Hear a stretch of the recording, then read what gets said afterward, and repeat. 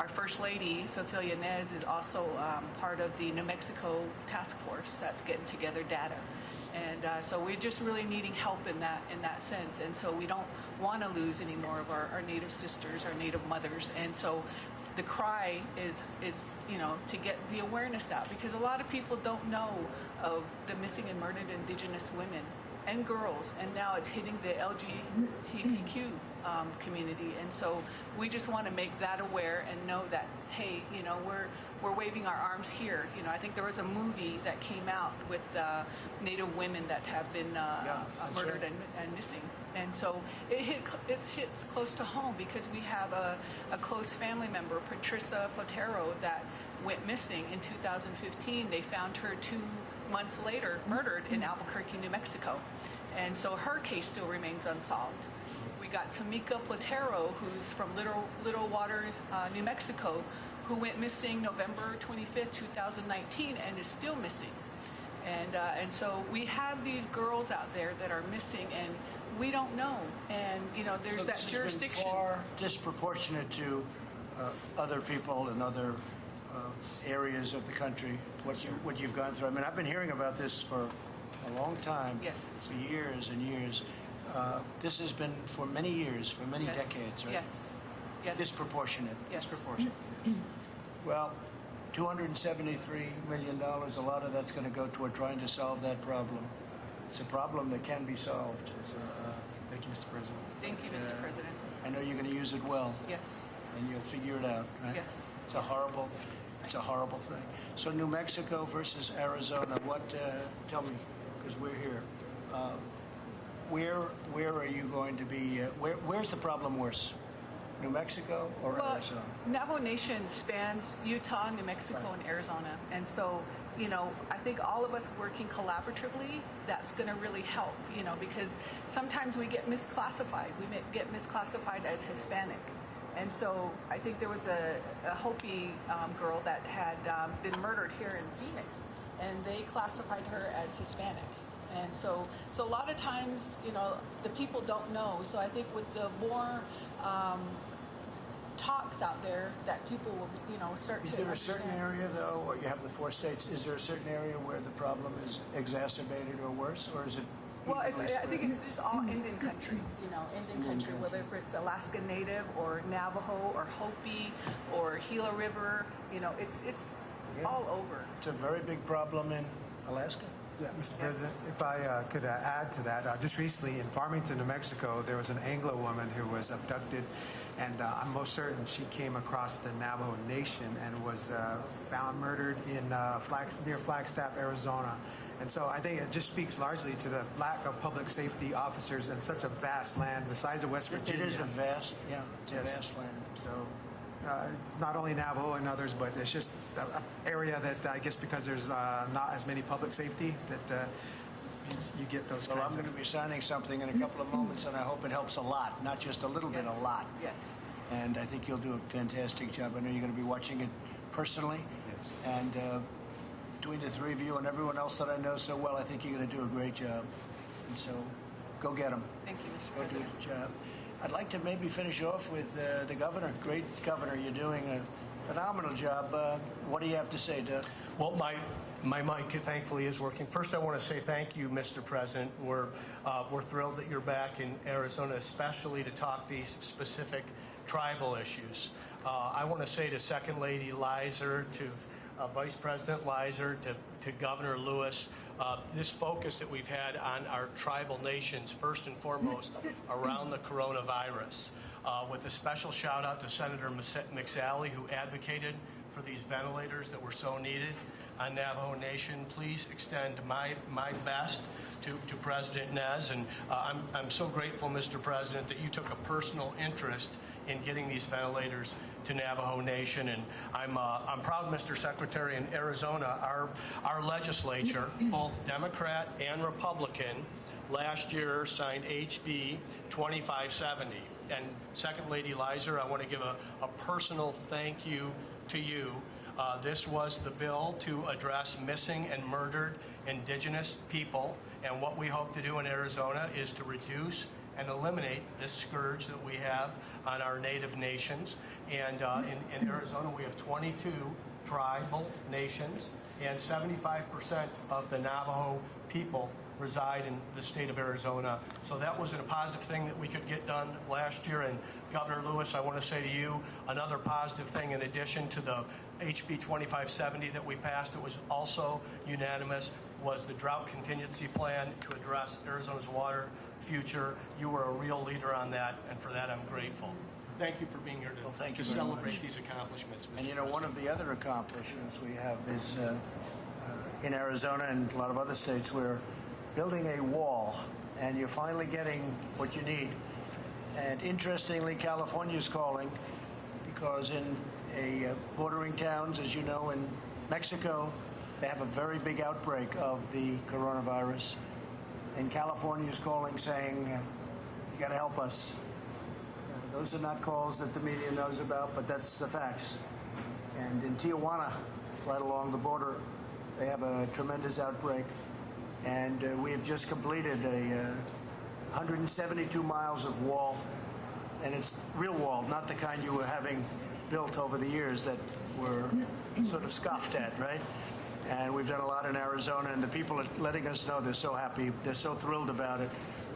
It's made a tremendous difference, and we've had one of the best months ever in the history of our country for not having people come in that we don't want in our country. We want to have the people that come in the right way. So you see the numbers. The numbers are about the best we've ever had in the history of the country. So it's good. But we're getting that done. I guess you see where they're doing it? Yes.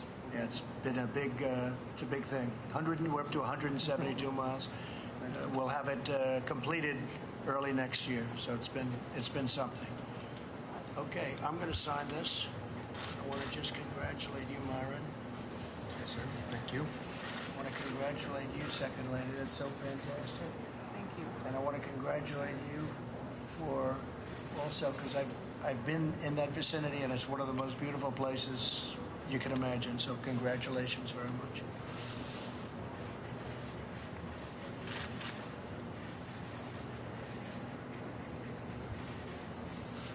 Thank you, Stephen.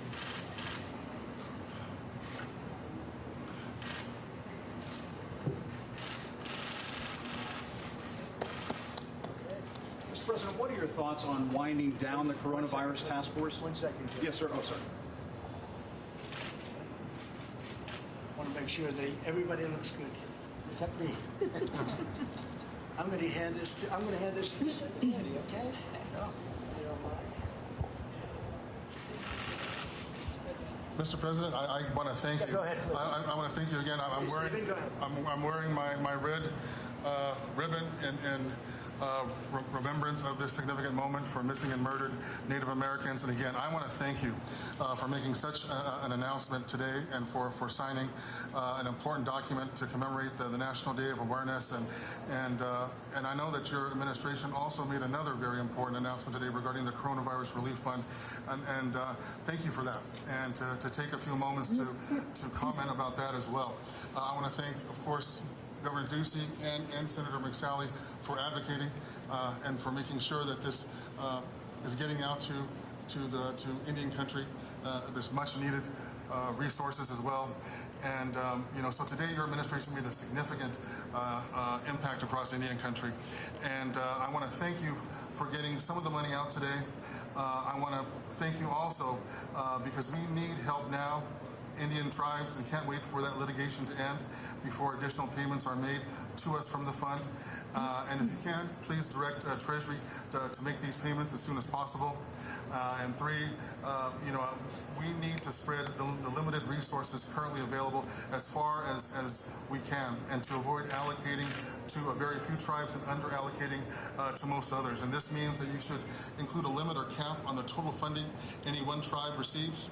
And we need to have flexible guidance to allow us to use the funds we do to receive, that we receive to keep our governments running, Mr. President. And the current fund of $8 billion is going to be woefully inadequate to meet our overall needs. And we really need to work, and we will work with Senator McSally and your administration to take this to the next level. And I look forward to working with Senator McSally, with your Chief of Staff Meadows, Congress, and your administration on the next relief bill, Mr. President. Thank you.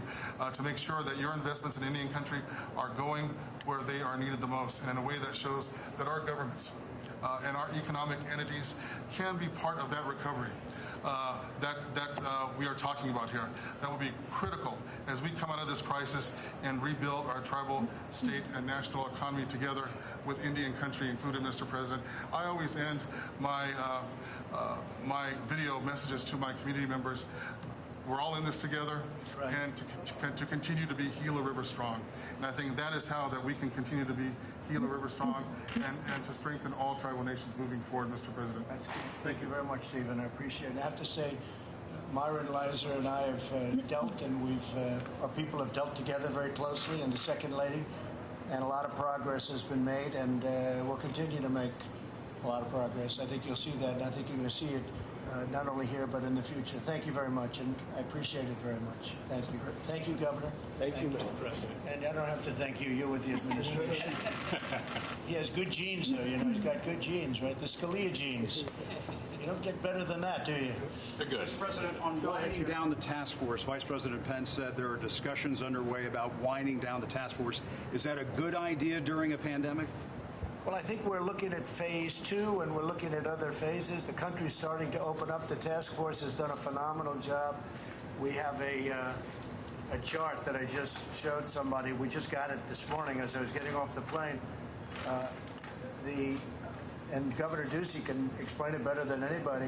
When we came in, ventilators were a very, very big deal and very hard to produce. I say, but it is largely true. The complexity is sort of like building a car. We opened up operations all over the country to build them, and hasn't been one person that needed a ventilator that didn't get it, which is amazing. And now we're helping other countries, and we're stockpiling in case some tragedy like this happens again. But this just came out on testing, because I think we are at the point, or maybe we'll soon be at the point, where I can say the exact same thing on testing. These numbers were just released, and this is the United States, the amount of testing and our level of testing and the quality of testing. This is just from Abbott Laboratories. This is, you know what this one is, Jim. It's a 5-minute test. It's a great test. It's something people like, because you don't have to go through a laboratory. You don't have to send it in and send it back, and it takes a couple of days if they do a good job. So this is the testing, and the line here is the United States. We're over 7 million tests. Germany is at 2.5. Italy is less than that. Japan is down here, in South Korea, which we talk about. And again, I'm very friendly with South Korea and with the president of South Korea. And he calls to congratulate us on our great testing. South Korea is over here. One of the reasons we have more cases than any other country by far is because we test much more. So if you test, you're going to have more cases. If we tested down here, we wouldn't have very many cases. You know, they like to say we have more cases than anybody, but the fact is, when you look at these, and this is the official count. Now, I can't tell you whether or not other countries are giving us the straight deal, but I can say that I know one thing: it's only going to be on the high side, not going to be on the low side. So this is the other countries. These are the United States, and it's incredible. Remember this, and I think it's important to say this, Jim. The quality of our test is also the best. I mean, it's acknowledged to be the best. So again, when we have cases, and we have more cases than anybody else, does anybody really believe that we have more cases than China? But they don't talk about numbers like this, and other countries. But we report everything. And don't you want to hear from the experts? I just want to say that we've done an incredible job on testing. With that being said, we have some additional, including antibody tests coming out, that will even blow these numbers away. But nobody's done the job we've done. Go ahead. But don't you need to continue to meet with the task force to get this scientific expertise on this pandemic? We will have certain people. As an example, we have hospitals that we built. We have medical centers that we built. We have people on the task force that focus on that. We have people on the task force that's focused exclusively on ventilators.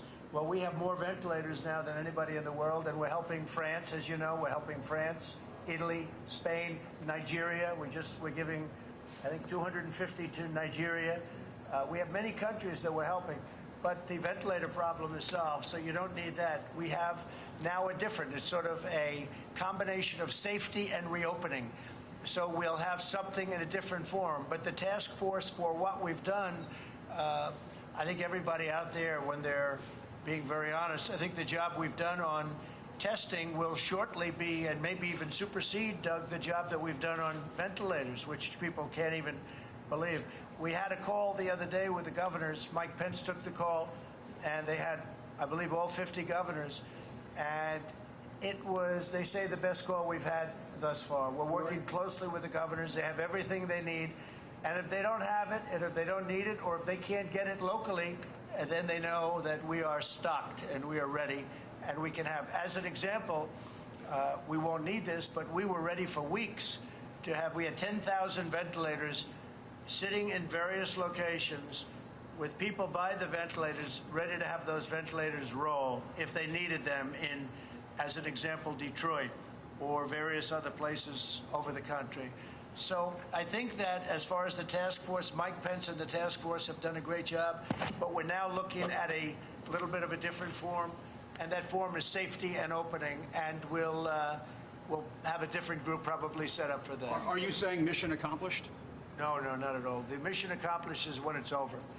When it's over, Jim, mission accomplished. No, I wouldn't say that at all. Are you certain you'll get the advice you need, sir? Are you What? certain you will get the advice you need health-wise, in a sense? What does that mean? Go ahead, repeat your question. Are you Say certain it. you'll get the advice that you need in terms of... We have great advice. We have great people. We have great people. Yeah, we have great doctors. We have great medical people, laboratory people. I have to say, I think tremendous progress is being made on vaccines, which everybody should be very happy to hear. And therapeutically, I think we're making very good progress, too. We're making tremendous progress. We have the greatest doctors in the world, the greatest laboratories in the world. And I have to say, we're working with other nations. We're working with UK, we're working with Germany, we're working with various other nations who are very advanced and doing a good job. I think therapeutically and also from the standpoint of laboratories, we are laboratories as it pertains to vaccines. We're doing very well. I'd love to see a therapeutic answer even before the vaccine, because we could take care of people that have a current problem or dilemma. But therapeutically and for the vaccines, a tremendous amount of progress. Oxford, Johnson & Johnson, incredible places are doing, I think, a really good job. And they're very advanced, but we have to now see. We're going up to that very delicate final stage with a number. I think a number of other countries are also doing quite well, my people say. And just so you know, working very closely with other countries, and whoever gets it first, my hat's off to them. We're not looking for first, second, or third. We're looking to get a vaccine that works, and progress has been made. Mr. President, just to follow up on Jim's question, with the doctors saying that there might be a recurrence of coronavirus in the fall, can you just explain why is now the time to wind down that task force? Well, because we can't keep our country closed for the next 5 years. You know, you could say there might be a recurrence, and there might be, and most doctors or some doctors say that it will happen, and it'll be a flame, and we're going to put the flame out. We've learned a lot. We've learned a lot about the coronavirus.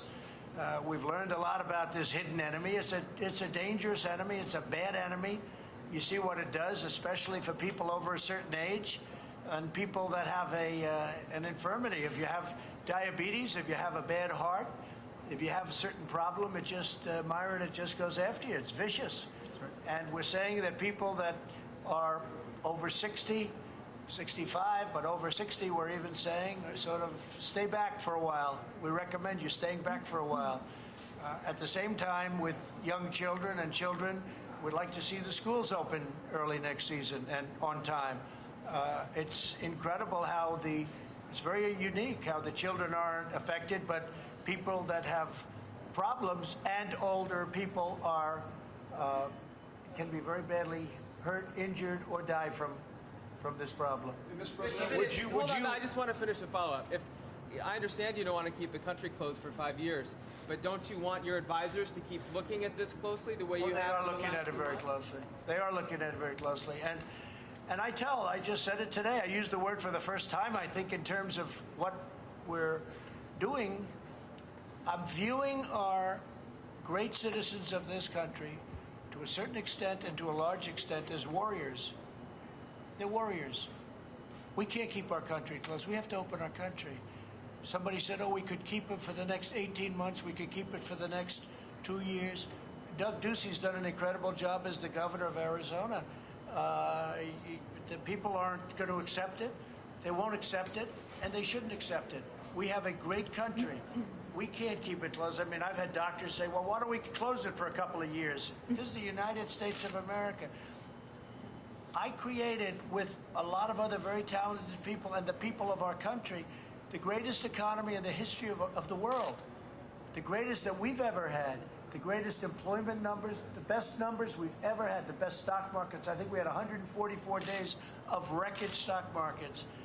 And then one day they said, we have to close our country. Well, now it's time to open it up. And you know what? The people of our country are warriors, and I'm looking at it. I'm not saying anything is perfect, and yes, will some people be affected? Yes. Will some people be affected badly? Yes. But we have to get our country open, and we have to get it open soon. Maybe I could ask Doug if you'd like to address that point. Well, I just want to say in Arizona, we have put public health first. We have looked at the numbers that your medical experts put forward in the Opening Up America Again plan in terms of our symptoms, our cases, our hospital capacity, our ability to surge on our testing. And we're going to continue to put public health first, but we know so much more today than we did 6 or 8 weeks ago.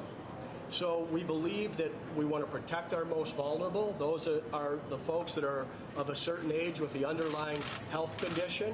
But the first objective was that the largest places were shut down. Major League Baseball made the decision to shut down spring training. Those are some of the best weeks of the year in the state of Arizona. Major League Baseball has delayed opening day. Schools are not in session. So these large gathering places have dispersed. We've been able to address the fact that we have hospital capacity, ICU capacity, and ventilator capacity if it's necessary. Today it doesn't look as it will be. So we have our arms around the public health emergency in Arizona, and the president, the vice president, and the medical experts, along with the cabinet secretaries, have given the latitude to governors to make decisions on what's in the best public health interest of their state. Arizona is not New York State. It wasn't hit first. It wasn't hit that hard. We've learned a lot from what those states have gone through, and we're going to apply it to protect our citizens. Mr. President, do you still want the advice of Drs. Fauci and Dr. Birx? Will they still be involved even once the task force is disbanded? Sure, yeah, they will be, and so will other doctors, and so will other experts in the field. But we've learned a lot. As Doug said, we've learned a lot. You're going to probably have fires here, Doug. You'll put them out. You're going to put them out, and you'll put them out fast. So, yeah, we're bringing our country back, and I think what is going to happen, just said it a little while ago, you're going to have the third quarter where you're going to have transition. You'll have a big, beautiful, hopefully a very good transition, a very successful transition back into the real world. And then you're going to have a fourth quarter that I think is going to do very well. And then I think next year, I think we're going to have one of the best years we've ever had, because we have stimulus and we have a pent-up demand like I have never seen before. You know, today's a very interesting day because it's my first day out, and Doug reminded me of something. I didn't do it for that reason, but you said this is the first place you stopped when you ran, when I ran for something that turned out to be a very successful run. And we had tremendous crowds, remember, at the convention center in Phoenix, and it was pretty incredible. And I didn't do it for that reason, interestingly, but here we are, and it was great that you remind us of that fact. But look, we're going to have a very interesting transition period into the fourth quarter. I think your fourth quarter is going to be very good, and I think next year is going to be one of the best years economically we've ever had. With that said, for those people that have lost somebody, for the people that have lost a loved one, even a close friend, you know, nothing can ever happen that's going to replace that. You know, I don't care what kind of a year you have from an economic standpoint. Nobody's ever going to replace that. But I think from an economic standpoint, purely an economic standpoint, I think next year is potentially going to be one of the best years we've had. There's tremendous stimulus out there, and people want to get out. They want to go, and they want to go to town. This country was founded on certain principles, and those principles are at work like you've never seen before. So I want to thank you all very much. Thank you, and we'll see you perhaps at the next stop. Thank you. Thank you, guys. That way, to the right. Will you get it? If there's a vaccine, will you get it? Coronavirus vaccine? To the right. What about it? If there's a coronavirus vaccine, will you get it? Will you take it? Will I take it? Yeah. If they would like me to, I'd go the first one, or I'd go the last one. I don't want to waste it. But he's just saying, if there's a vaccine, would you take it? And she might like it that it didn't work too well, okay? But that's okay. I would absolutely, Jim. If there's a vaccine and if they wanted me to be first online, I'd be first online, or I'd be last online, or I wouldn't take it at all, whatever's best for the country. All right, let's go, guys. Thank you. Thank you, Press. Thank you, guys. Right.